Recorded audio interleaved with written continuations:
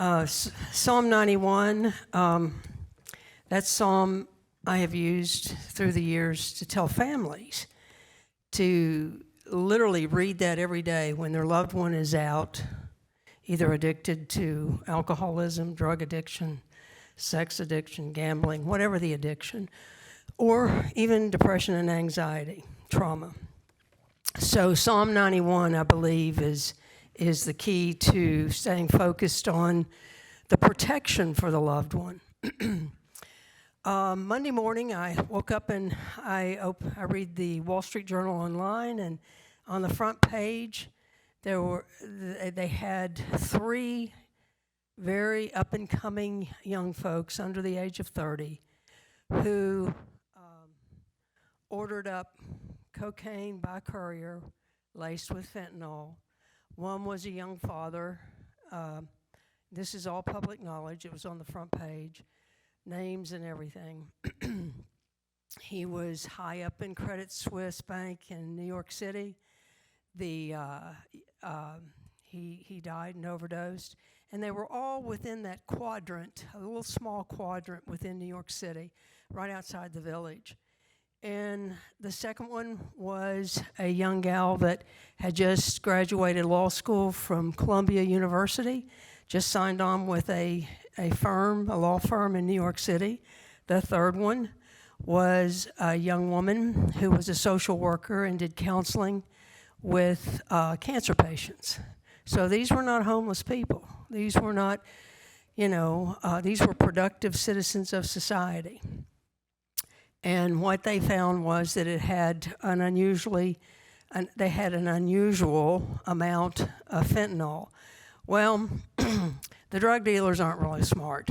They're smart in terms of cunning and baffling, but they're not really smart.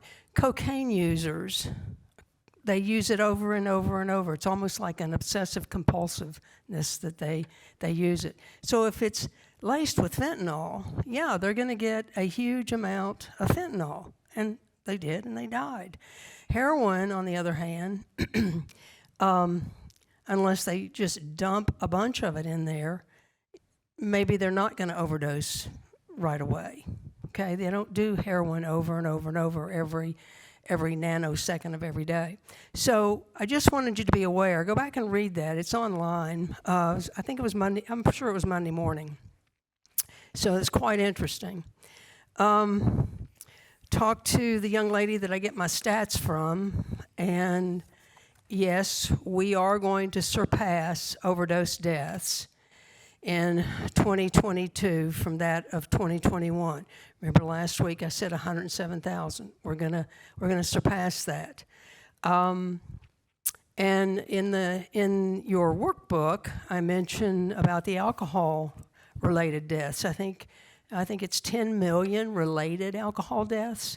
Doesn't mean cirrhosis of the liver. I think CDC had 30,000, I put it in the book, 30,000 of cirrhosis of the liver. So alcohol definitely deaths, related deaths and deaths have surpassed the opioid overdoses, but still, We're in a pandemic, I think. Yeah, COVID was a pandemic, but we're in a horrible pandemic.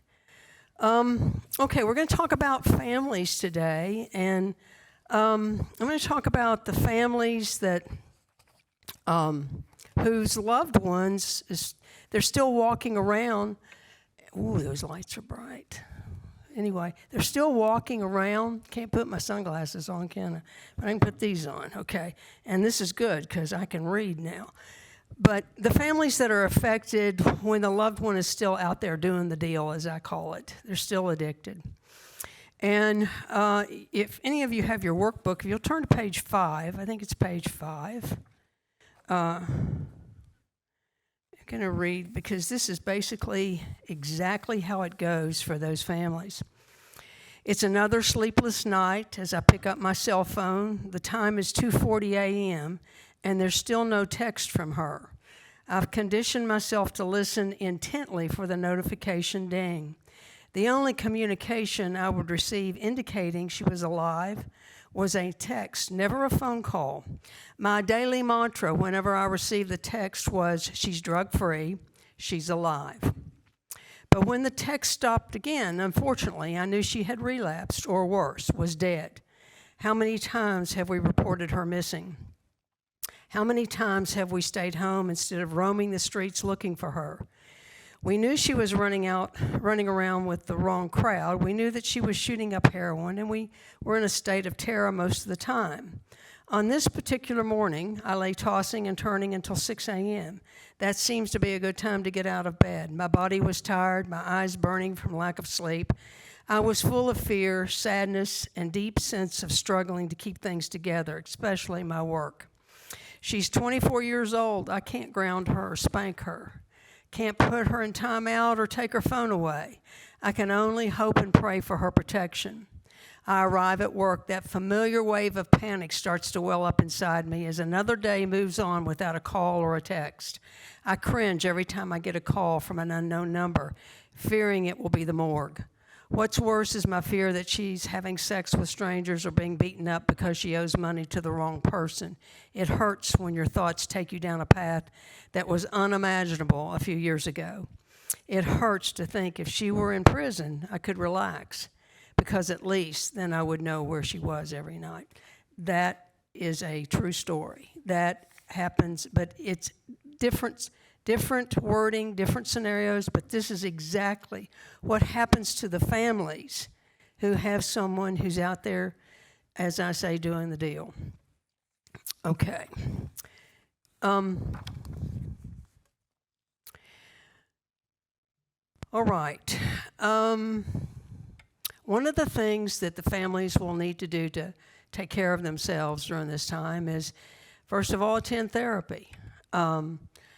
And not just any therapy, but therapy with a specialist that knows how to not only work with families who have someone that's addicted to a substance, but also will be able to do an intervention of some sort down the road if need be. And I'll talk about the intervention, maybe either touch on it now or maybe next week.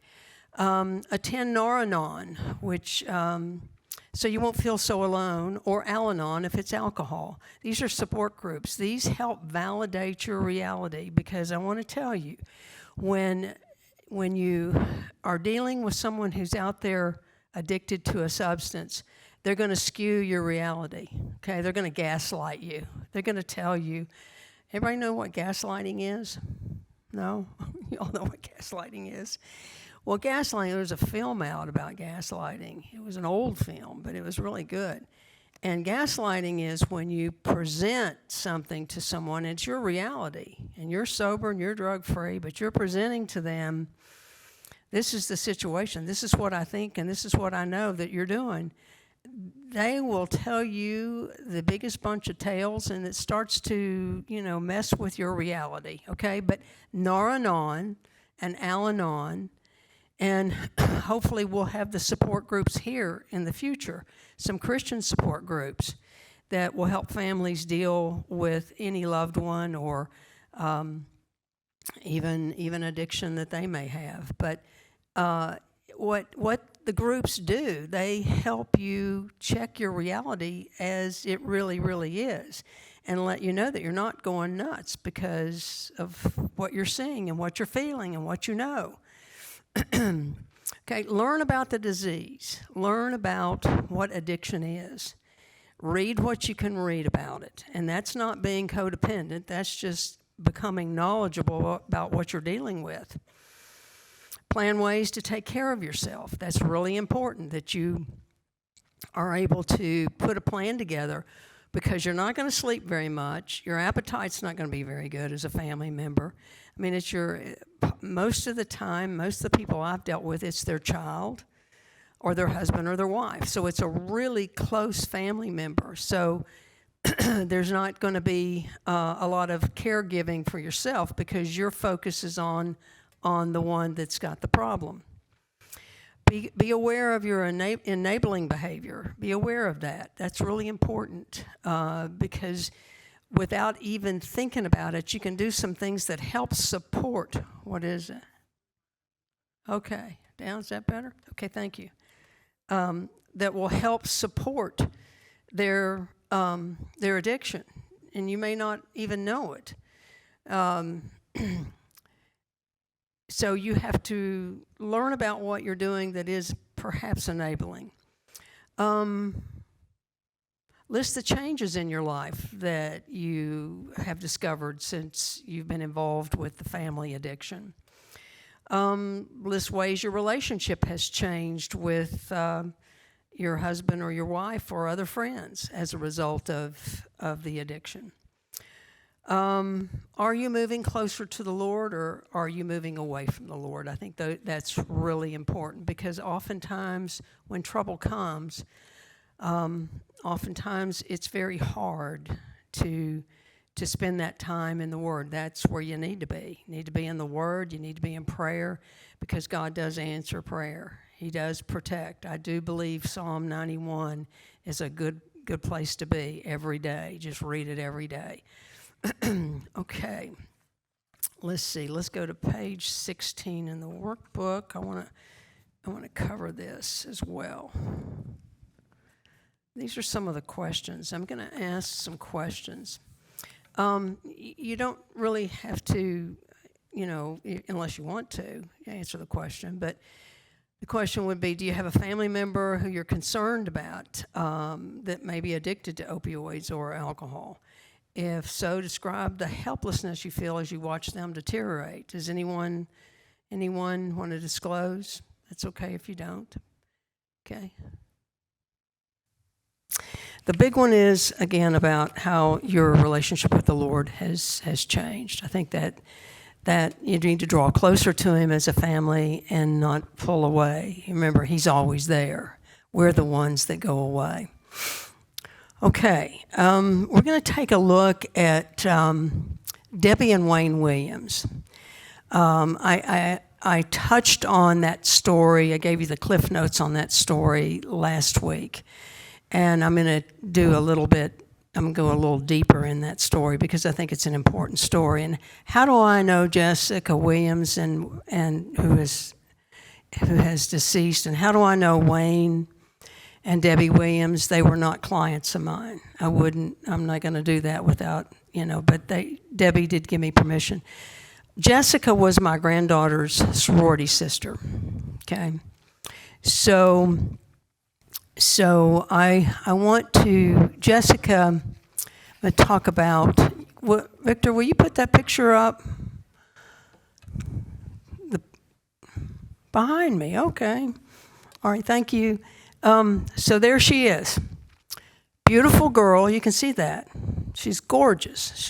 There's not only gorgeous, she was very intelligent. She took a year of Mandarin, became fluent in Mandarin.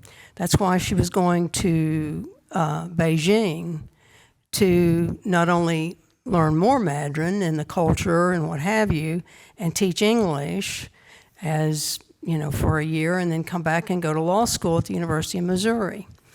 So, as I said last week, the morning that her father went down to get her to catch the flight to Beijing, she had overdosed and died. The past is that she left William Jewell after 2 years and went to the University of Missouri so she could get into law school there. William Jewell is an artsy college. It's a liberal arts, music and English, and they have a bridge program to Oxford and Vienna. So she was very artsy as well, and then had the analytical side with it. She had been in treatment 3 times, okay? 3 times. So it's not like she didn't have treatment. She had treatment. The reason the billboard is there is because after she died, Debbie and Wayne, they were angry. They were very angry. And rightfully so. This beautiful young daughter they had sent away to school got heroin one night at a party. And like I said last week, What can I say? I said, it's in college. It's there. The dealers are on campus. They are. Unfortunately, they're there. Hopefully, and Jessica was a Christian. It wasn't that she wasn't a Christian. All rights and purposes, we know that she was a Christian, according to Debbie and Wayne. And William Jewell is at one time a Christian school. As a matter of fact, at one time it was pretty much like Wheaton in Illinois. I think, for whatever reason, they kind of got away from some of the Christendom there, but it's a Christian college, Christian liberal arts college, excuse me. So here's what happened. Here's what she said. After she died, she didn't go to Naranon, and she didn't hang out with any of her Naranon friends. And I support that. She said that their kids were still living. Hers was dead, okay? She couldn't go and hear the stories of how alive and what the changes were starting in the lives of those people. And not that she was jealous in any way. She was saddened that her daughter was dead. She had buried her daughter. And then, of course, she said she didn't like the coulda, shoulda, woulda. You should have done this, you could have done that. She didn't want to hear that. But she put the billboard up and talked about it to anyone that would listen, which I thought was just fabulous. The stories of overdose are, as I would say, 107,000 of them. But this one was different because of the way they handled it. And it was a way for them to get well. They talked about it. They talked about the secrets in the family, period. All the family, all the addiction in their family. So you have to wonder, did Jessica have this addiction gene? Who knows? Who knows? But one of the things they did, they talked about the uncle that drank too much.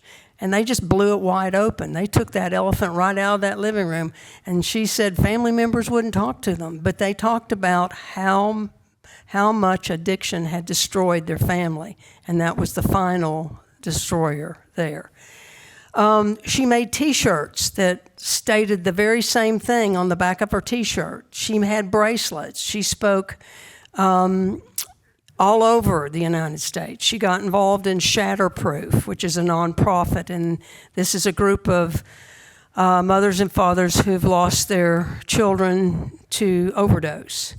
And they have a huge lobby, by the way, in Washington. So, and Debbie's right in there with them. She talks about her relationship with the Lord, too. Okay, here's what she said to me, and I wrote it down word for word. I have relied on and trusted daily my faith in Jesus Christ.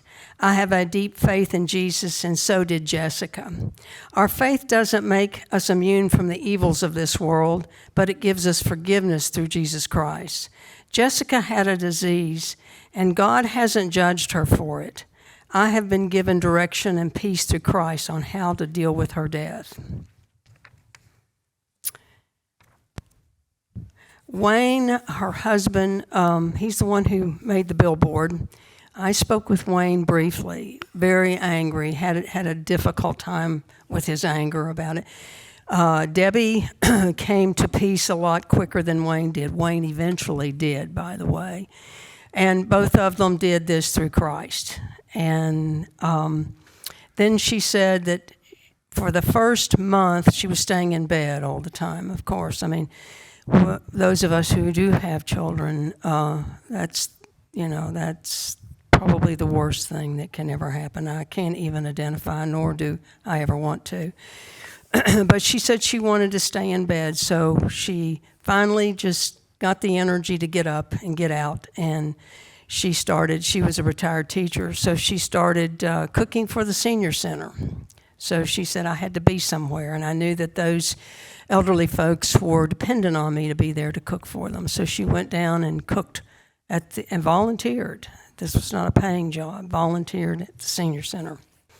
So what do you do? Okay, I'm going to touch on it. There's a whole bunch of things that families can do to help without enabling. And especially if the person will admit that they have a problem. And I will go through each one of those, not tonight. I will go through those. I think I know the pastor teaches sexual addiction on the 2nd. Barry does on the 9th. And then I come back, after that's the 18th, I believe. 16th, okay, the 16th. And that's when I'm going to get heavily into the protocol of what not only the families can do when your loved one admits they have a problem, but heavily into the protocol for the addict and the alcoholic. And there's several things. It's not just one thing. There's several and these are pretty much tried and proven to bring the person into recovery. A wellness, total cure is, I just don't think that's in anywhere to be seen in terms of total cure. Jesus can do that. The protocol for wellness, I don't believe, can do that. I think you can get into recovery, but Jesus can heal you from it, okay? Okay, so what does an intervention look like? Anybody know anything about intervention? Just raise your hand if you do. No? Yes? Melissa? Laura? Well, there's a way to do it, and then there's a way to do it. Because oftentimes, if the interventionist doesn't really prep the family, it can go south, and I mean really go south, where you've got the whole family. You're nodding your head, yes, so you understand that. And I tell you, the whole family can be fighting. And if anybody's ever been in a family therapy session, if it's not handled properly, guess what? You're going to have a brawl. So, yeah. So how a really good intervention should take place is that you, first of all, get an interventionist, somebody that knows what he or she is doing. Okay? You just don't call up, the guy that just got out of school and he lives down the street and you know what? He graduated just, last May, and we're going to call him, tell him to do an intervention. You're in for it, I'll tell you. So what should happen is someone who literally has had that training in interventions. And the interventionist goes in and meets with the family first before their loved one is ever brought in. And the interventionist tells the family members, each one, to get all the family members, close friends, as many people as possible, not so crowded that it overwhelms the person, but as many people as possible that really do love and care about this person. And then the interventionist tells them, be sure to keep it positive. Don't do any, you did this, you did that. Don't bring up any of the past stuff. You just keep it positive. Why we want you to get help. We love you. Here are the changes we've seen in you. And here's what you used to look and be like. And we want you back that way again. Those are the sorts of things that, and some of them have said, I don't know if I can verbalize it, but I can write them a letter and read it. That's fine, but keep it positive. Don't use the term you. You go back to I feel, I think, I want, I love you. And each person then goes around the room, and that's what they're to do. And then the interventionist says, look, I want you to tell me what you're going to say. So the interventionist doesn't have a surprise either, because that can be a real surprise when somebody decides to go off the rails and tell this person everything they've ever done wrong in their life. That ain't going to work. So the interventionist should get everybody on the same page, hear what each person's going to say to their loved one, and make sure that each person commits to that and they don't go off the rails. Then the family member calls up their loved one that's addicted to something and invites them to dinner. Okay, now it's not a lie. They usually have dinner afterwards, okay? So, but you're going to get them there because the family wants to see you and we're going to have dinner. Well, you better have something over here to eat, okay, while you're doing the intervention because you want it to be above board. So the interventionist, so the person gets, everybody's there. So the person walks into the room and sits down, and usually they want to leave. They want to run. And so there is one person, point person, who goes. It's usually, if they're close to the father, close to the mother, close to the brother, whoever they're close to tells them, look, just sit and listen. If you don't like it, then you can leave. You cannot say you've got to stay, because then that isn't going to work either. The interventionist then will open it and will lead it and control it. That's very important. And each person then will go around and speak to their loved one. And hopefully it goes well. In the meantime, the interventionist has already set up a place for this person to go. Not next week, not next month, but right then. They have to move right away, because if they give this person any time to think about it, and that's literally even an hour, that person's not going to go. But if the person agrees, and you can't make them, that's the other thing, you can't make your loved one go, but they have to agree to it. So if they agree, then they are carried over to the facility. That's the way a real intervention should work. And most of the time, if it's done well, and especially if the loved one is close to their family and close to their friends that are there, they'll listen and they'll go. I've seen it happen many times. They've said, okay, there's a struggle. You have to get ready for the struggle, because I can't do it right now, but I'll go in the morning. Well, we know what that means. They're going to go out tonight and do the deal, and you won't see them for a week. You're shaking your head. I love this. These people know. They've been there. You want to talk about that? No? Okay. All right. Any questions about the intervention? Because I think that's important. Maybe you don't know anyone today, but down the road you may run into someone, even a good friend, that may need an intervention. You don't want to watch them die, and that's the end result of addiction. It's either death or jail. There's no other way out of it. You're either going to go one or the other, because it has the progression, and that's what the progression is, death or jail. Okay. Any comments or questions? Anyone? Vance. It may not.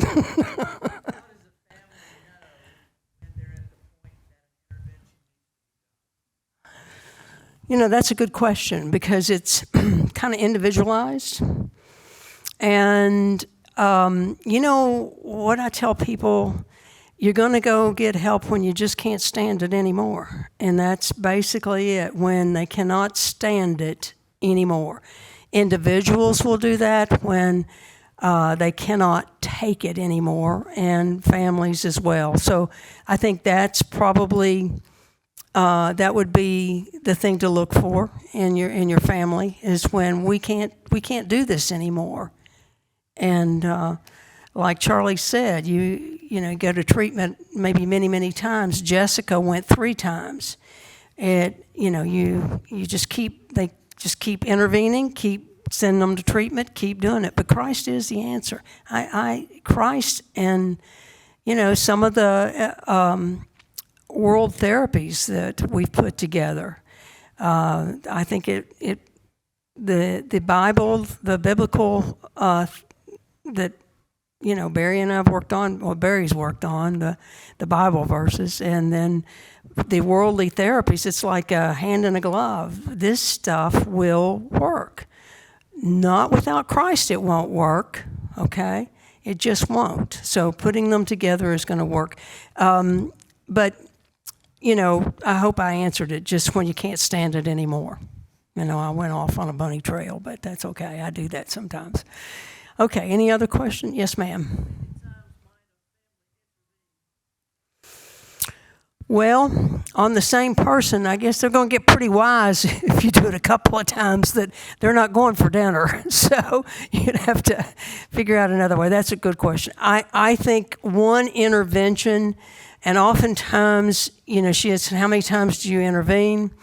I think the one thing, the addiction's going to do its own intervention. It'll put the person in the hospital, or it will make them so sick that you can step into the hospital room, or you can, in their weakest time, do a family intervention just without the interventionist. Hey, look, we've already done the intervention.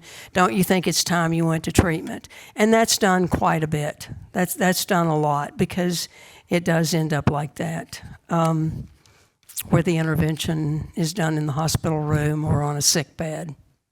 Okay, good question. Okay, anything else? Yes.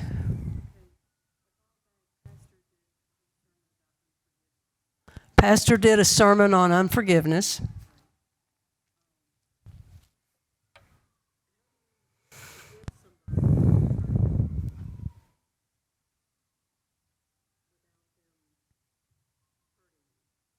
How do you forgive someone without them?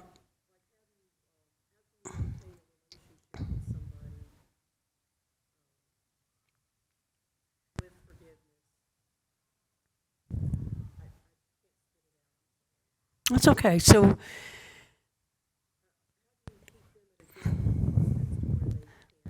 okay, you pray for forgiveness. Forgiveness doesn't come easy for us. Okay, we're human. Someone hurts us, someone does us wrong. It's not easy to forgive, but it's like Scripture says we have to forgive. So you have to pray to forgive, and you put the boundaries up.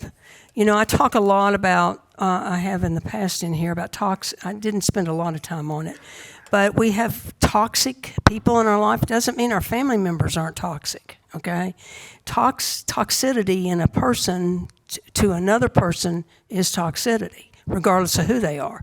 You forgive them and work at it and ask the Lord to help you into forgiveness.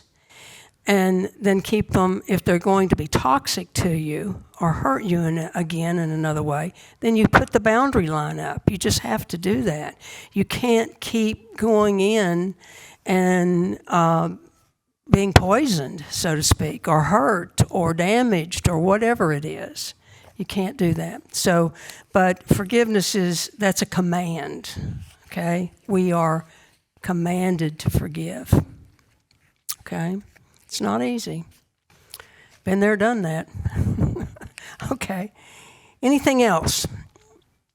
Well, thank you for participating, Charlie. Thank you so much. That was a nice surprise, okay? It really was. Shannon, thank you. Laura, thank you. And thank you, Vance. As always, you always have good questions. I like that.